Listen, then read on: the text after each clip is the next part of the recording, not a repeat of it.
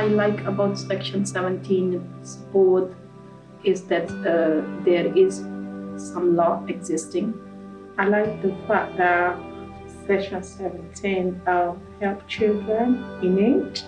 Section 17 of the 1989 Children's Act places a duty on the local authority to safeguard and promote the welfare of children in need in their local area, regardless of the parents' immigration status.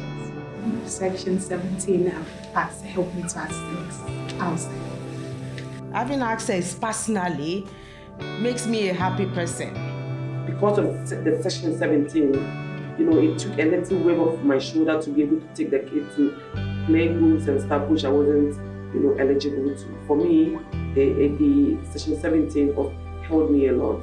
So a family or their representative can request a child in need assessment by approaching the Social Services Department or NRPF team of their local authority. And the local authority must carry out the assessment if they believe that the child may be in need.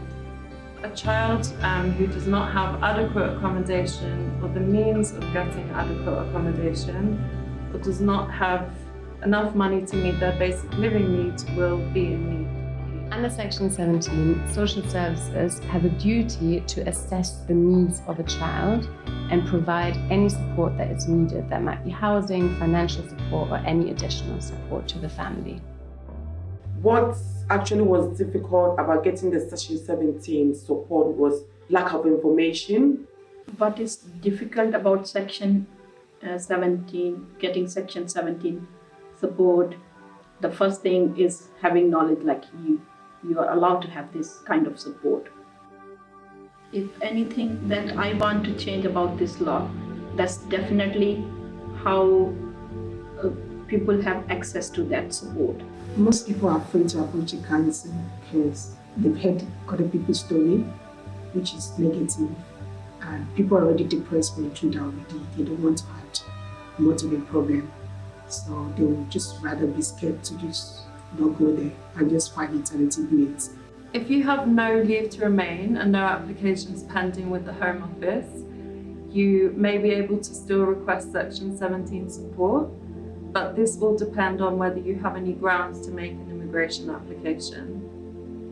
Before requesting Section 17 support, you should try and get immigration advice first. People are often worried to approach the council if they don't have valid immigration status. You still have a right to go to the council and ask for Section 17 support. However, it's good to get immigration advice at the same time so that you can, know your options of what you might be able to apply for in terms of immigration more long term. The difficult part is when you don't have the status, but without that, you feel panic, you feel scared going to them for support because you don't know what you might meet.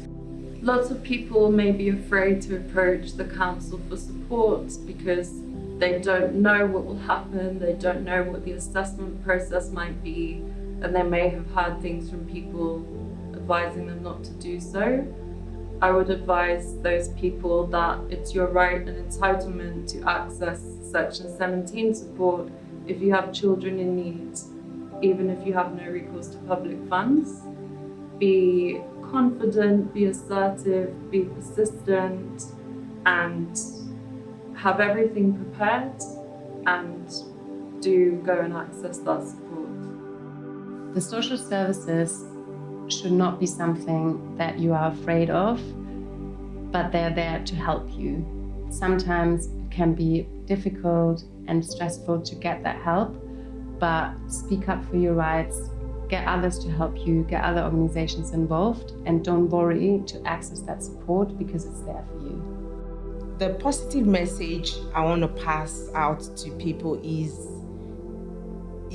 that keep pushing. You need this, self-esteem, like, okay, I want to do this. If you got this positivity in you, you can do anything. My hopes for the video was to educate a lot of people, or educate a lot of women, and to empower them, and then stand on their grounds and fight for their rights.